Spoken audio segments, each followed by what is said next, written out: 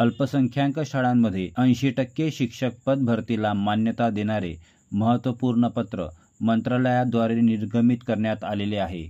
याबद्दल जाणून घेऊया या व्हिडिओमध्ये। नमस्कार, शिक्षणाची बाराखडी या यूट्यूब सिरीजमध्ये मी दीपक चांदुरे अधिव्याख्याता आपल्या सर्वांचे हार्दिक स्वागत करतो।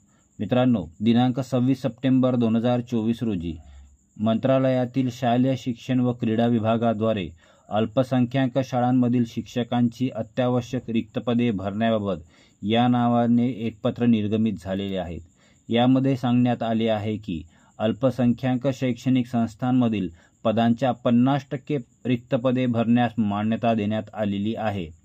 मात्र या पत्राप्रमाणे आता अल्पसंख्याक शाळांमधील मंजूर शिक्षक पदांच्या 80% पदे भरण्यास मान्यता देण्यात येत आहे। पदभरतीकरिता विहित कार्यपद्धतीचा अवलंब करण्याची सूचना या पत्रामध्ये देण्यात आलेली आहे।